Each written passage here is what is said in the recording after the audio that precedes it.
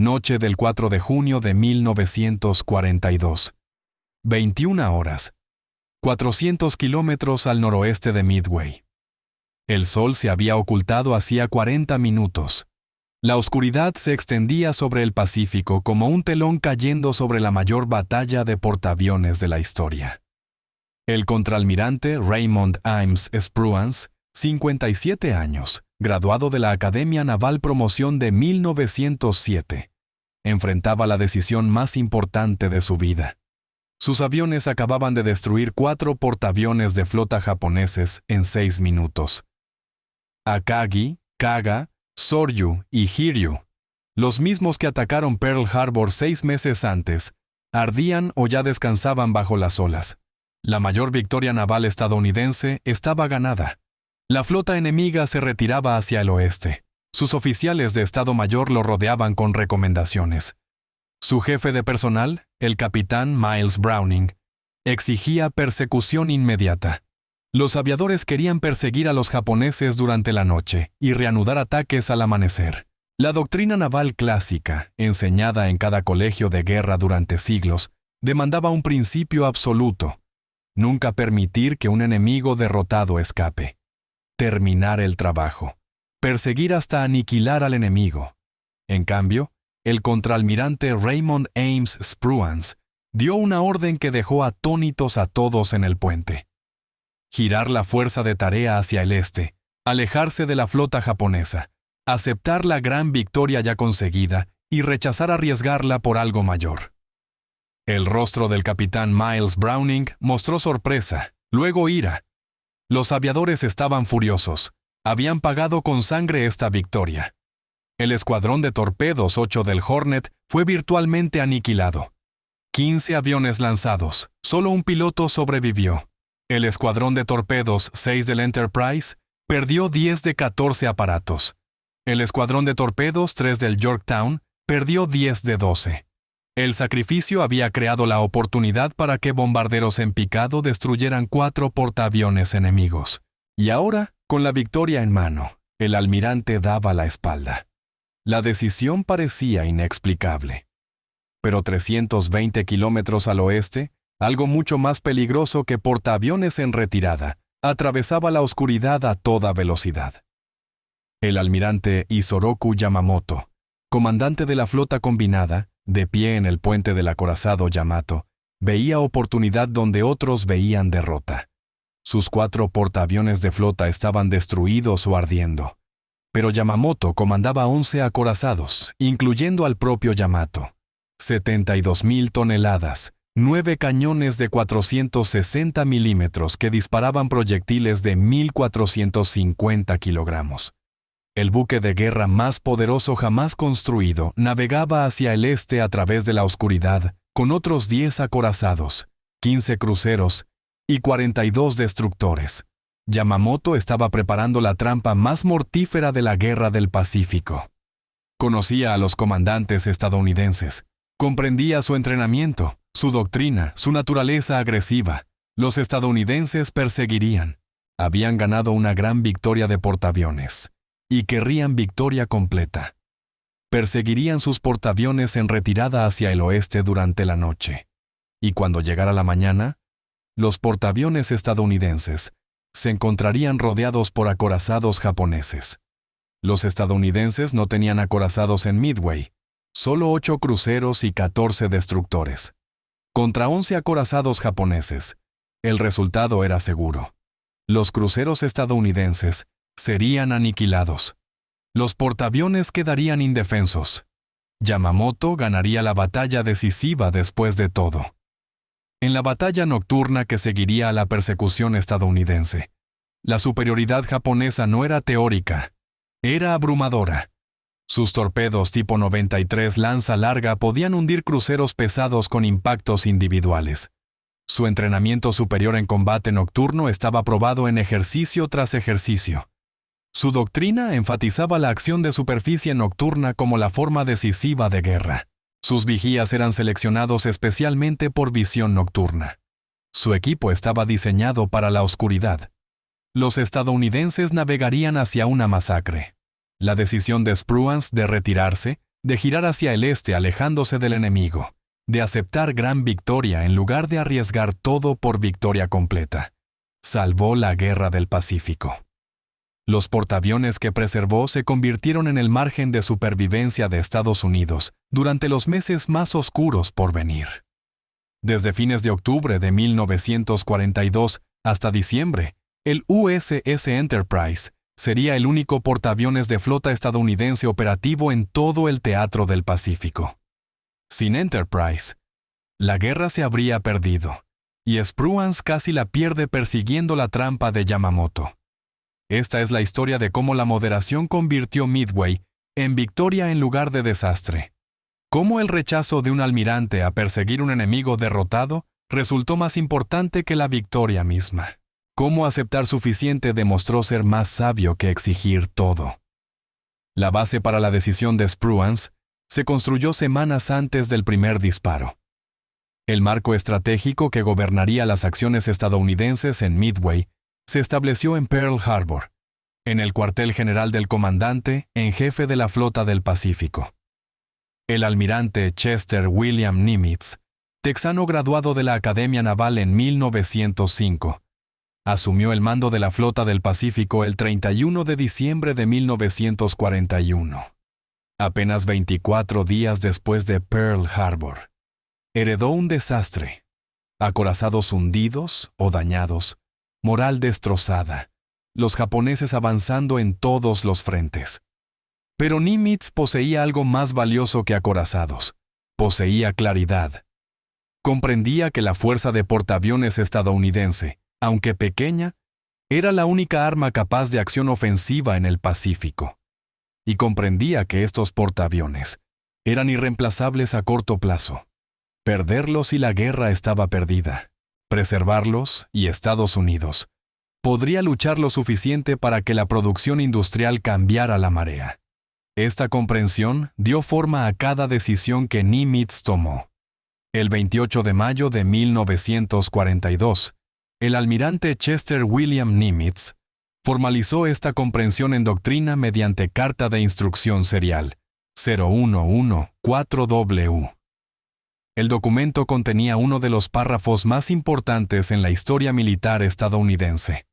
El texto exacto establecía lo siguiente: se regirá por el principio de riesgo calculado, que deberá interpretar cómo evitar la exposición de su fuerza al ataque de fuerzas enemigas superiores sin buena perspectiva de infligir, como resultado de tal exposición, mayor daño al enemigo. Estas no eran meramente palabras en papel, eran doctrina nacida de brutal realidad matemática. Estados Unidos poseyó exactamente 3 portaaviones de flota operativos en todo el teatro del Pacífico. USS Enterprise, comisionado en 1938, desplazaba 19.800 toneladas. Transportaba 90 aviones.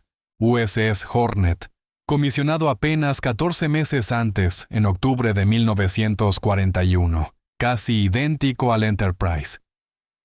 USS Yorktown, comisionado en 1937, fuertemente dañado en el Mar del Coral un mes antes, reparado en imposibles 72 horas en Pearl Harbor, cuando las reparaciones debieron tomar 3 meses.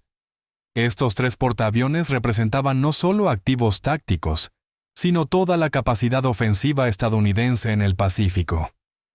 El USS Saratoga permanecía bajo reparación en la costa oeste después de ser torpedeado por el submarino japonés Primero 6 el 11 de enero de 1942. El torpedo causó inundación que mató a 6 hombres y destruyó el sistema eléctrico. No regresaría a Pearl Harbor hasta el 6 de junio, demasiado tarde para Midway.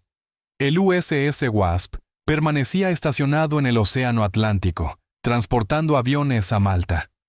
El USS Ranger era obsoleto, demasiado lento y vulnerable para operaciones en el Pacífico. El USS Lexington había sido hundido en el Mar del Coral el 8 de mayo. La siguiente ola de portaaviones no llegaría por más de un año.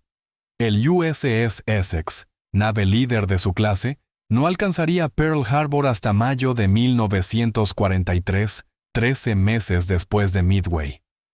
El USS Yorktown segundo de la clase Essex y nombrado en honor al portaaviones que estaba por luchar en Midway. Llegaría en julio de 1943, 14 meses después. 9 portaaviones ligeros clase Independence, convertidos de cascos de cruceros, entrarían en servicio durante 1943. Pero en junio de 1942, ninguno de estos buques existía como nave lista para combate. Eran marcos de acero en astilleros, planos en tableros de dibujo, promesas para un futuro que parecía imposiblemente distante. Nimitz comprendía las matemáticas con perfecta claridad.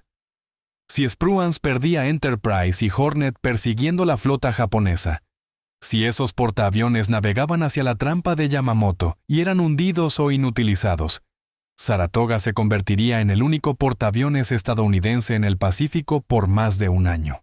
Un portaaviones contra toda la flota combinada japonesa. Un portaaviones para contestar el refuerzo japonés de Guadalcanal, Rabaul, Nueva Guinea. Un portaaviones para proporcionar cobertura aérea para operaciones anfibias. Un portaaviones para mantener cualquier forma de presión ofensiva. El número era insuficiente. Japón podría reforzar, expandir, consolidar. El perímetro defensivo se volvería inquebrantable. Australia quedaría aislada. La guerra no se perdería necesariamente por derrota en batalla. Se perdería por incapacidad de luchar en absoluto. Esta era la base del riesgo calculado. La doctrina de Nimitz demandaba que los comandantes ganaran batallas sin destruir la capacidad de pelear la siguiente batalla. Victoria con preservación superaba victoria con aniquilación. Aceptar victoria significativa en lugar de apostar todo por victoria completa.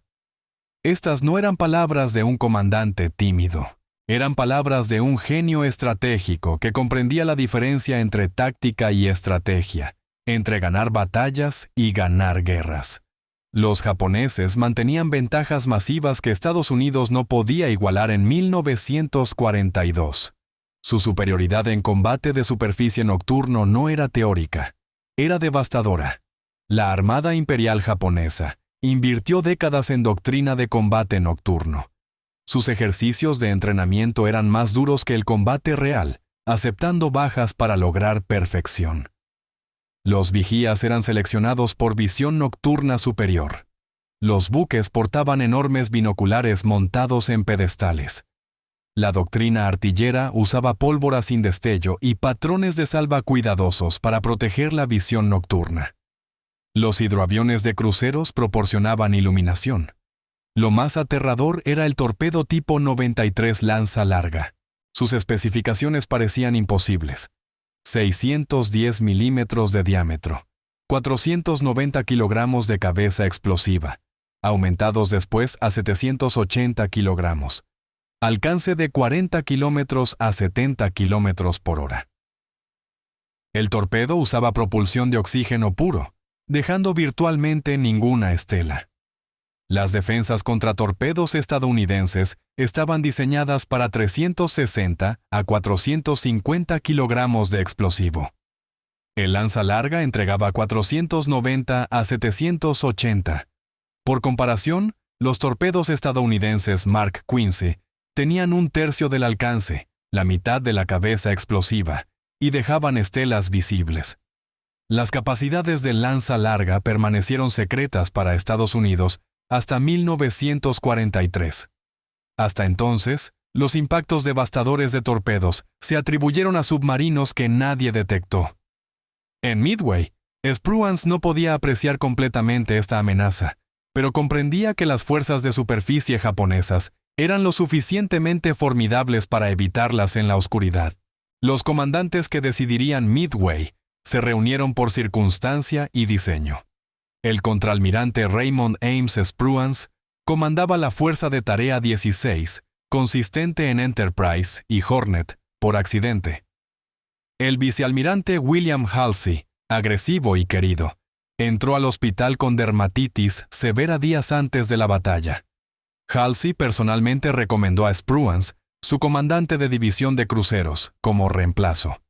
Spruance era oficial de guerra de superficie zapato negro, no aviador. Heredó el Estado Mayor de Halsey, incluyendo al mercurial capitán Miles Browning. El contraalmirante, Frank Jack Fletcher, comandaba la Fuerza de Tarea 17 construida alrededor del Yorktown. Fletcher mantenía el mando táctico general como oficial superior cuando las fuerzas de tarea se fusionaron el 2 de junio. Había comandado en el Mar del Coral semanas antes, el primer enfrentamiento portaaviones contra portaaviones en la historia. Su experiencia resultó valiosa, pero su nave insignia no sobreviviría a Midway. El elenco de apoyo incluía al capitán Mark Mitcher, comandando el Hornet, capitán George Murray, comandando el Enterprise, capitán Elliot Buckmaster, comandando el Yorktown. El teniente comandante Clarence Wade McCluskey lideraba el grupo aéreo del Enterprise. Su decisión de continuar buscando cuando el combustible escaseaba sería llamada por Nimitz como habiendo decidido el destino de nuestra fuerza de tarea de portaaviones y nuestras fuerzas en Midway. El 4 de junio de 1942 comenzó a las 4:30 horas, cuando los portaaviones japoneses lanzaron contra la isla de Midway. Los exploradores PBBI reportaron portaaviones enemigos a las 5:30. Fletcher inmediatamente ordenó a Spruance proceder hacia el suroeste y atacar portaaviones enemigos cuando estuvieran definitivamente localizados. Esto demostró la relación entre los almirantes. Fletcher mantenía comando táctico pero delegó autoridad de ataque. Spruance tomaría las decisiones críticas. Los portaaviones de Spruance comenzaron a lanzar aproximadamente a las 7:00 horas a alcance extremo, 287 a 324 kilómetros. Esto era apuesta calculada. Lanzar a máximo alcance significaba que los aviones podrían no regresar, pero también significaba sorprender portaaviones japoneses con aviones en cubierta, reabasteciendo combustible y rearmando. Lo que siguió fue casi catástrofe antes del triunfo. Los bombarderos torpederos estadounidenses atacaron sin cobertura de cazas y fueron masacrados. El escuadrón de torpedos 8 del Hornet fue destruido casi completamente. Solo el alférez George Gay sobrevivió, flotando en el océano para observar el resto de la batalla. El escuadrón de torpedos 6 del Enterprise perdió 10 de 14 aviones. El escuadrón de torpedos 3 del Yorktown perdió 10 de 12. Sin embargo, el sacrificio creó oportunidad. Los cazas japoneses fueron atraídos a baja altitud, masacrando bombarderos torpederos. La patrulla aérea de combate estaba fuera de posición y baja en combustible. Cuando bombarderos en picado SBD, Dauntless, del Enterprise y Yorktown llegaron aproximadamente a las 10:20, encontraron portaaviones indefensos. 6 minutos cambiaron la guerra. La bomba de 450 kilogramos del teniente Richard Best penetró la cubierta de vuelo del Akagi en el borde de popa del elevador central. La bomba detonó en el hangar entre aviones, siendo reabastecidos y rearmados. Explosiones secundarias transformaron al Akagi en crematorio. El Kaga recibió al menos 4 impactos de bombas. Fuegos internos alcanzaron torpedos almacenados 90 minutos después, desencadenando explosiones masivas. El Soryu absorbió 3 bombas. El fuego se extendió inmediatamente a combustible y municiones. A las 10:46, el vicealmirante Chuichi Nagumo transfirió su insignia del Akagi en llamas al crucero ligero Nagara. 3 portaaviones de flota que dominaron el Pacífico durante 6 meses fueron terminados en 6 minutos. Pero Japón había lanzado 4 portaaviones en Midway. El Hiryu, operando independientemente, permanecía. El Hiryu contraatacó. Aviones japoneses encontraron al Yorktown al mediodía y lo golpearon con 3 bombas. Aproximadamente a las 15 horas, bombarderos torpederos anotaron 2 impactos. El Yorktown escoró fuertemente. El capitán Buckmaster ordenó abandonar el buque. Fletcher transfirió al crucero Astoria y pasó comando táctico a Spruance. Fue generoso y correcto. La batalla necesitaba unidad de mando. Bombarderos en picado estadounidenses encontraron al Hiryu a las 15:30. Entregaron al menos 4 impactos de bombas. fuegos consumieron el portaaviones. Para la tarde, los 4 portaaviones de flota japoneses estaban destruidos o muriendo.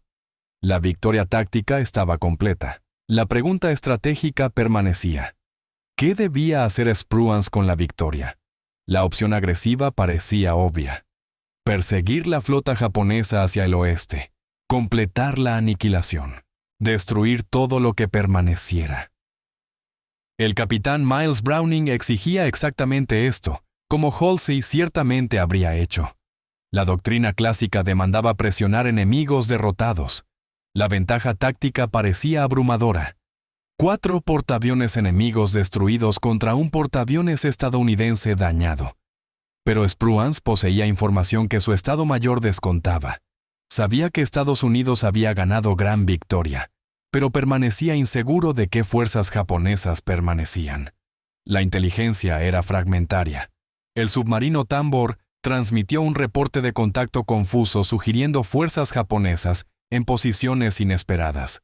Más críticamente, Spruance comprendía que los portaaviones eran solo parte de la flota de Yamamoto.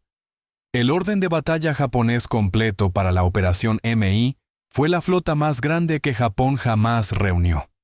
11 acorazados, 8 portaaviones, 21 a 22 cruceros, 65 destructores, 21 submarinos, más de 350 buques y 100.000 hombres. Con 4 portaaviones de flota perdidos, Yamamoto retenía el acorazado Yamato, el buque de guerra más grande jamás construido, más 7 acorazados adicionales, 15 cruceros y 42 destructores. El Yamato solo superaba en peso y potencia de fuego a cada buque estadounidense en Midway. Sus 9 cañones de 460 milímetros disparaban proyectiles de 1.450 kilogramos a alcances superiores a 41 kilómetros. Su cinturón blindado tenía 410 milímetros de espesor. Los proyectiles de cruceros estadounidenses de 203 milímetros rebotarían como gotas de lluvia. Los cañones de 356 milímetros en acorazados estadounidenses teóricamente podrían penetrar, pero Estados Unidos no tenía acorazados en Midway. Spruance comandaba 8 cruceros con cañones de 203 milímetros y 14 destructores con cañones de 127 milímetros contra 11 acorazados japoneses. Las matemáticas eran suicidas. El almirante Yamamoto, comandando desde el puente del Yamato, no aceptó la derrota. Al enterarse de la destrucción de sus portaaviones, relevó a Nagumo a las 22:55 y designó al almirante Nobutake Kondo para liderar contraataque nocturno. Yamamoto ordenó a su poderoso cuerpo principal acelerar hacia el este, fijando intercepción donde los portaaviones estadounidenses, indudablemente en persecución ardiente, estarían. Los japoneses creían que la batalla decisiva aún podía ganarse con acorazados. Su doctrina enfatizaba acción de superficie nocturna donde el entrenamiento, equipo y experiencia japoneses daban ventaja abrumadora. Yamamoto esperaba que Spruance persiguiera. Posicionó su flota para interceptar. La trampa estaba lista. Cuando cayó la oscuridad el 4 de junio, Spruance ordenó a la Fuerza de Tarea 16 navegar hacia el este, alejándose de la flota japonesa. La decisión contradecía cada instinto agresivo y recomendaciones del Estado Mayor. Miles Browning quería persecución. Los aviadores querían presionar la ventaja. La doctrina clásica lo demandaba. Spruance rechazó. Su razonamiento fue documentado y multifacético. Primero, era práctica estándar del Colegio de Guerra Naval no poner en peligro portaaviones dentro del alcance de buques de guerra enemigos. Segundo, los portaaviones estadounidenses no tenían capacidad efectiva de ataque nocturno. En 1942, la Armada no tenía aviones equipados con radar para vuelo nocturno. Tercero, retirarse hacia el este mantenía buques estadounidenses dentro del alcance de aviones terrestres de Midway para apoyo mutuo. Cuarto, los destructores estaban críticamente bajos en combustible. Más importante, Spruance estaba ejecutando la doctrina de riesgo calculado de Nimitz. Su misión era defender Midway e infligir máximo daño, no perseguir enemigos derrotados hacia peligro desconocido. A medianoche, Spruance revirtió curso y giró hacia el oeste hacia los japoneses. Esto demostró que su decisión fue táctica, no tímida. Se retiró solo durante horas nocturnas peligrosas y reanudó ofensiva inmediatamente cuando las condiciones favorecieron sus fuerzas. El momento fue calculado para llegar dentro de alcance de ataque al amanecer, cuando aviones de portaaviones podían operar. La retirada estadounidense frustró el contraataque de Yamamoto. Fuerzas de superficie japonesas acelerando hacia el este encontraron solo océano vacío. Los estadounidenses se alejaban demasiado rápido para combate nocturno. A las 0:25:55 del 5 de junio, Yamamoto emitió la orden. La ocupación de AF es cancelada. AF era código japonés para Midway. Esta cancelación, cuando Yamamoto aún disfrutaba superioridad abrumadora en buques de superficie, era difícil de justificar por doctrina japonesa. Pero Yamamoto reconoció la realidad. Sin cobertura aérea de portaaviones, sus acorazados no podían operar dentro del alcance de aviones terrestres de Midway. Los estadounidenses no solo habían hundido portaaviones, rechazaban regalarle victoria alternativa. Para la mañana del 5 de junio, destructores japoneses hundieron al Akagi en llamas. El Hiryu se hundió poco después. El contraalmirante Tamon Yamaguchi y el capitán Tomeo Kaku eligieron hundirse con su buque. Aviones estadounidenses persiguieron la flota en retirada, hundiendo el crucero pesado Mikuma el 6 de junio. Pero la fuerza de acorazados de la flota combinada escapó intacta, validando tanto la amenaza que Spruance evitó como la incapacidad de Yamamoto de emplear esa amenaza contra oponentes cautelosos. La sabiduría de la moderación de Spruance fue demostrada horríficamente 2 meses después. Batalla de la isla de Savo, el 9 de agosto de 1942. En aproximadamente 37 minutos, la fuerza del vicealmirante Gunichi Mikawa de 7 cruceros y un destructor destruyó 4 cruceros pesados aliados: USS Astoria, USS Quincy, USS Vincennes y HMAS Canberra. Más de 1,000 marineros estadounidenses y australianos murieron. Fue la peor derrota en acción de flota individual en la historia de la Armada de Estados Unidos. Fuerzas japonesas lograron tasas de impacto artillero del 12%, mientras el contrafuego aliado fue casi inefectivo. Torpedos lanza larga hundieron 2 cruceros inmediatamente. Los japoneses no perdieron buques durante el combate. Durante varias semanas después, buques de guerra japoneses mantuvieron comando de las aguas de Guadalcanal, particularmente de noche. La superioridad naval estadounidense en combate nocturno no se estableció hasta la batalla del estrecho de Surigao, en octubre de 1944, más de 2 años después. Si los 8 cruceros y 14 destructores de Spruance hubieran encontrado la fuerza de acorazados de Yamamoto en la oscuridad del 4 al 5 de junio, el resultado habría sido catastrófico. Sus buques de superficie habrían sido aniquilados. Enterprise y Hornet, incapaces de lanzar aviones de noche, habrían quedado indefensos contra acorazados japoneses al amanecer. Los portaaviones que Estados Unidos no podía permitirse perder se habrían perdido.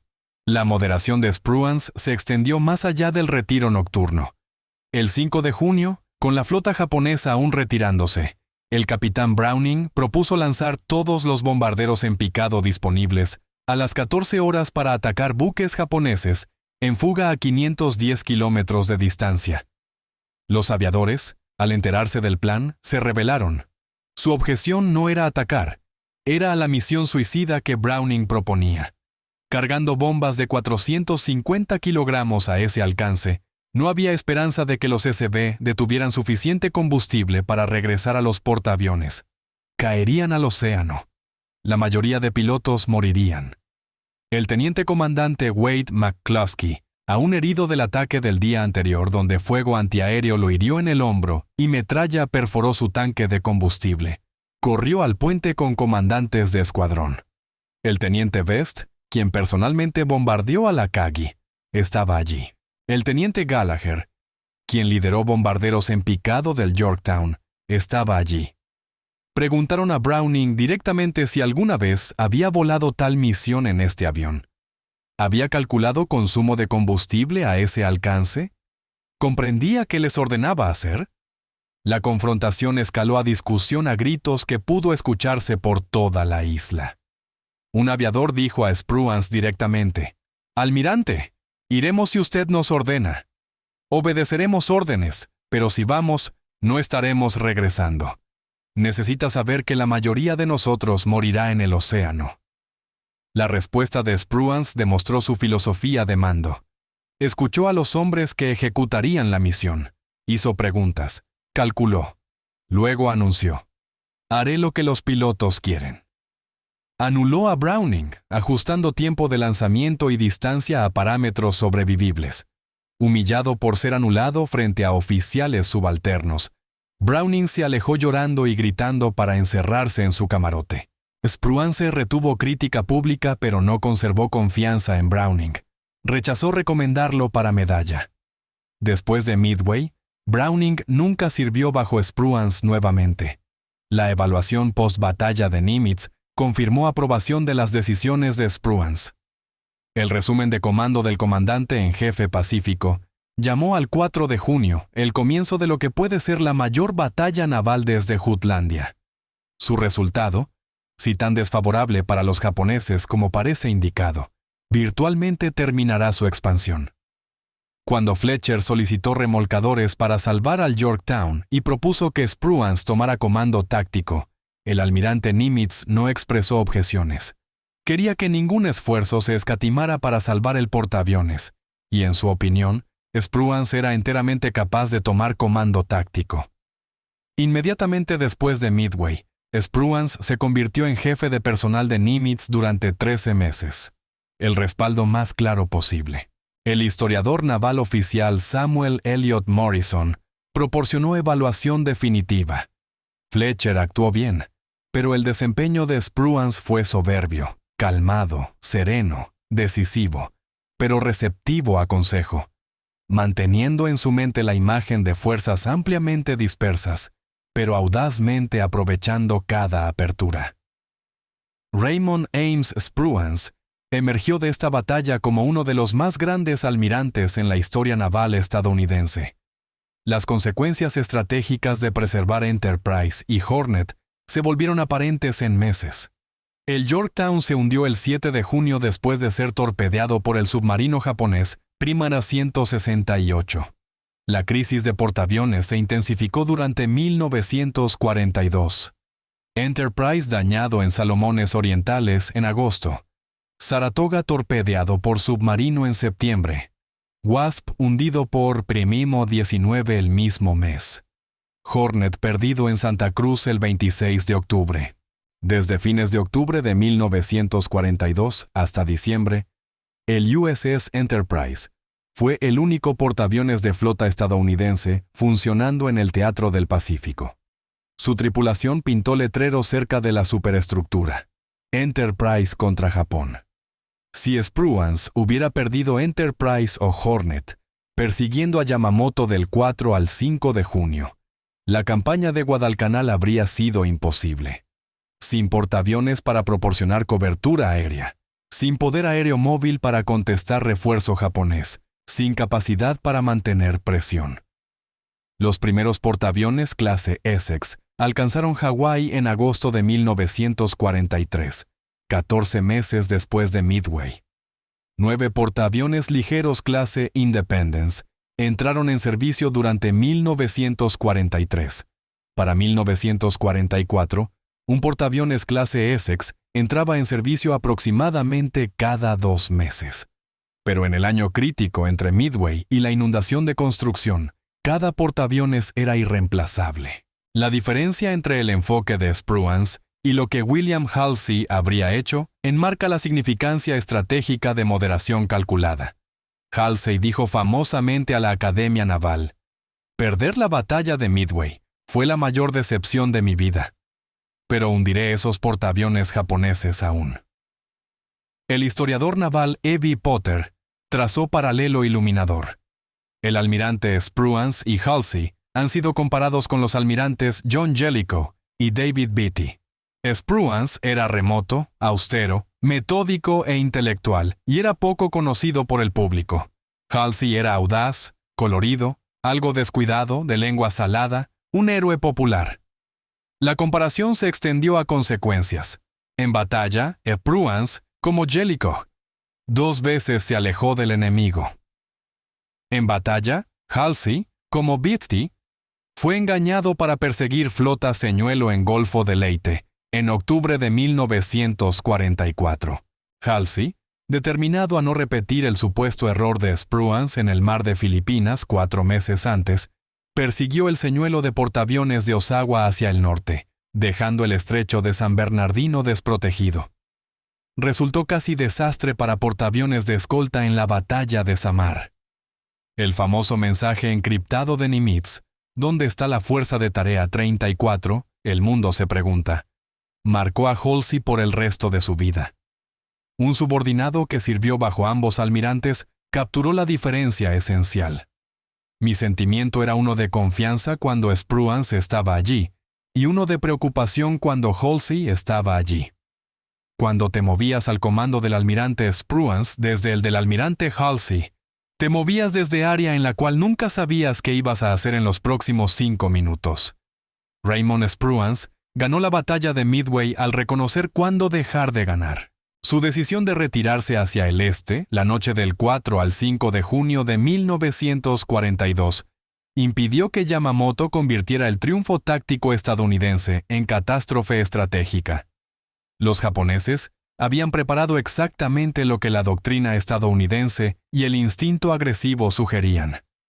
Persecución hacia batalla nocturna donde torpedos, lanza larga y entrenamiento superior aniquilarían cruceros estadounidenses y dejarían portaaviones indefensos. El contraste con lo que pudo haber sido ilumina el logro de Spruance. Si sus 8 cruceros hubieran encontrado los 11 acorazados de Yamamoto y fuerzas de apoyo en la oscuridad, Enterprise y Hornet casi ciertamente se habrían perdido. Estados Unidos habría enfrentado el momento más oscuro de la Guerra del Pacífico con un solo portaaviones operativo y 14 meses hasta que llegaran reemplazos. La moderación de Spruance encarnó la doctrina de riesgo calculado de Nimitz en su máxima expresión. Aceptar victoria significativa en lugar de arriesgar todo por victoria completa. 4 portaaviones japoneses destruidos en Midway representaron pérdida irreemplazable para Japón. Su tripulación aérea entrenada no podía reemplazarse. Su construcción naval no podía igualar la capacidad industrial estadounidense. Su iniciativa estratégica se perdió permanentemente. Eso fue suficiente. Intentar destruir la flota de superficie también era innecesario y potencialmente catastrófico. La doctrina de riesgo calculado de Nimitz permanece piedra angular de la enseñanza del Colegio de Guerra Naval. Midway se estudia como caso de estudio en toma de decisiones bajo incertidumbre, explotación de inteligencia y tensión entre oportunidad táctica y preservación estratégica. Spruance mismo sirvió 3 periodos en el Colegio de Guerra Naval antes de la guerra y se convirtió en presidente del colegio desde febrero de 1946 hasta julio de 1948. Su enfoque intelectual a la guerra, estudiando problemas metódicamente, rechazando emoción o presión, formó generaciones de oficiales navales. La lección de Midway trasciende detalles tácticos. La victoria no se mide solamente por enemigo destruido, sino por capacidad preservada. Spruance comprendió que los portaaviones eran fábricas produciendo poder aéreo día tras día, semana tras semana. Perderlos por completitud táctica cambiaría capacidad estratégica por satisfacción táctica. En junio de 1942, Estados Unidos no podía permitirse ese intercambio. Herman Wouk, veterano de la Guerra del Pacífico, capturó la esencia del momento. Spruance escapó la terrible trampa de Yamamoto, actuando sobre instinto militar perfecto. Ese instinto, afinado en el Colegio de Guerra Naval, reforzado por guía explícita de Nimitz, ejecutado contra consejo de subordinados agresivos, preservó portaaviones que sostuvieron operaciones estadounidenses durante meses desesperados. La victoria que Spruance rechazó perder no fue solo victoria sobre 4 portaaviones japoneses. Fue victoria sobre tentación, sobre doctrina demandando persecución, sobre instinto agresivo, sobre presión de subordinados. Más difícil, fue victoria sobre deseo humano de convertir gran éxito en éxito perfecto. Los registros oficiales enfatizan la destrucción de 4 portaaviones japoneses en 6 minutos. Celebran la valentía de pilotos de torpedos que murieron para crear oportunidad. Documentan decisiones técnicas, lanzamientos de aviones, posiciones de flota, pero raramente mencionan lo que no sucedió.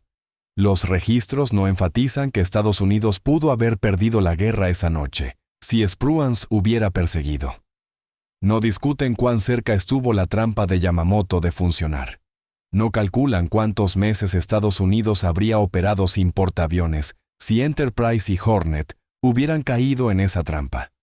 La leyenda de Midway celebra agresión y victoria. La realidad documentada muestra que moderación salvó esa victoria. Existe principio histórico más amplio aquí. En guerra, saber cuándo detenerse es tan importante como saber cuándo atacar. Preservar capacidad de luchar mañana puede ser más estratégicamente valioso que destruir todo enemigo hoy. Victoria completa que destruye capacidad propia no es victoria en absoluto. Raymond Spruance comprendió esto cuando oficiales más jóvenes y agresivos no lo hicieron. Su decisión en la oscuridad del 4 de junio de 1942 de aceptar gran victoria, en lugar de arriesgar todo por victoria perfecta, cambió el curso de la Guerra del Pacífico. Los portaaviones que preservó se convirtieron en la única razón por la que Estados Unidos pudo continuar luchando durante el año más crítico de la guerra. Nos gustaría invitarles a compartir en los comentarios desde dónde están viendo este documental. Si alguien en su familia sirvió en la Marina durante la Segunda Guerra Mundial, o si conocieron de estos eventos o estas figuras históricas, sus testimonios y memorias enriquecen nuestra comprensión colectiva de estos momentos que definieron el siglo.